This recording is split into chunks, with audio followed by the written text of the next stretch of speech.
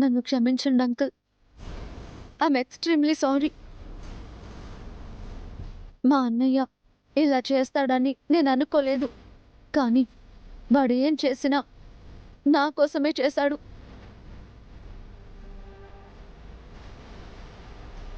జరిగిన దానికి నేనే బాధ్యురాలిని.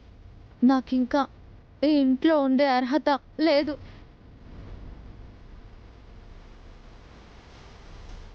నేను మా ఇంటికి వెళ్ళిపోతాను అంకుల్.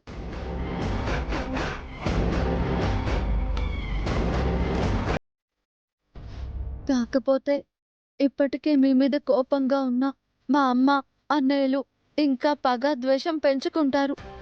వాళ్ళు శ్రావ్యని పంపించేశారు కాబట్టి మీరు నన్ను గెంటేశారు అనుకుంటారు.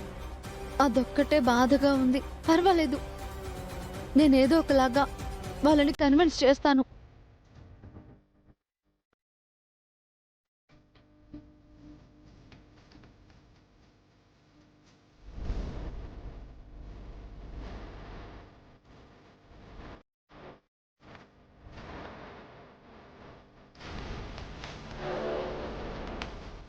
వస్తాను అంకుల్. ఆగదితి,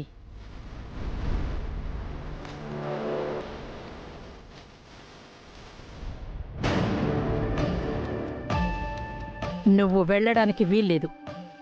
నువ్వు ఇక్కడే ఉండాలి. అలా ఎలా ఉంటాను బామ్మగారు? నన్ను మీరు చూసినప్పుడల్లా శ్రావ్య తిరిగి రావడానికి కారణం నేనే అని మీకు బాధగా ఉంటుంది.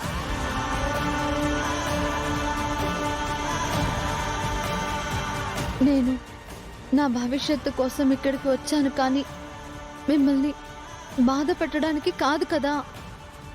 నువ్వు ఇక్కడుంటేనే నీ భవిష్యత్తు, శ్రావ్య భవిష్యత్తు బాగుంటుంది. నువ్వు వెళ్ళిపోతే సమస్య ఇంకా పెద్దదవుతుంది.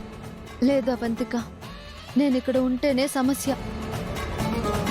అది కాదమ్మా, ఇందాక నువ్వు చెప్పింది నిజం. నువ్వు మీ ఇంటికి వెళ్ళిపోతే మీ అన్నయ్య శ్రావ్యని పంపించేశాడు కాబట్టి మేము నిన్ను వెళ్ళగొట్టావని మీ అమ్మ వాళ్ళు అనుకుంటారు.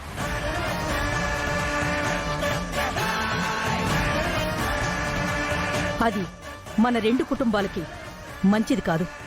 నా వల్ల శ్రావ్య కాపురం చెడిపోయింది. ఆ గిల్టీ ఫీలింగ్ కత్తిలాగా నా గుండెల్లో గుచ్చుకుంటుంది.